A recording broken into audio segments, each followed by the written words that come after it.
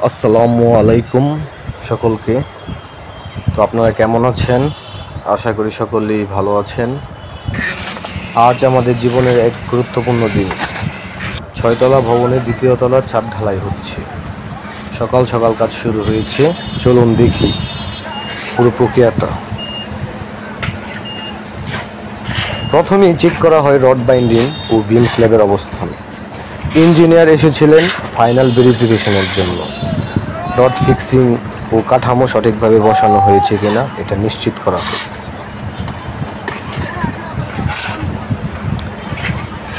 এরপরে শাটারিং পাকা কিনা, কোনো ফাঁক বা লিকেজ আছে কিনা সব কিছু আবার দেখা হয়, কারণ একটু ফাঁক থাকলে ঢালাইয়ের সময় সমস্যা হবে।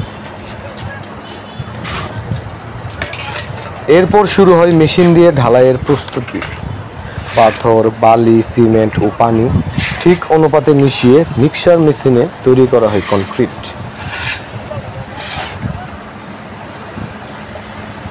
তৈরি কংক্রিট পাইপলাইনের মাধ্যমে তুলে দেওয়া হয় ছাদে, মূলত ক্রেনের মাধ্যমে। এরপর শ্রমিকরা ছাদের এক প্রান্ত থেকে ঢালাই শুরু করে। ধাপে ধাপে পুরো ছাদে কনক্রিট ঢালা হয়। ভাইব্রেটর দিয়ে কংক্রিট কম্পন করে ফাঁক ফুকর ভরাট করা হয়। তারপর সমান করে ফিনিশিং দেওয়া হয় ছাদে। ঢালাইয়ের পরে সবচেয়ে গুরুত্বপূর্ণ অংশ হচ্ছে পানি সেচ বা কিউরিং।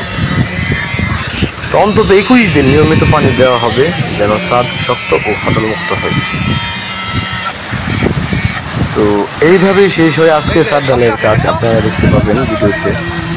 আপনারা চাইলে পুরো বিল্ডিং কনস্ট্রাকশন জার্নি ফলো করতে পারেন আমাদের চ্যানেলে। ভিডিও ভালো লাগলে লাইক, কমেন্ট ও সাবস্ক্রাইব করতে ভুলবেন না। ধন্যবাদ সকলকে।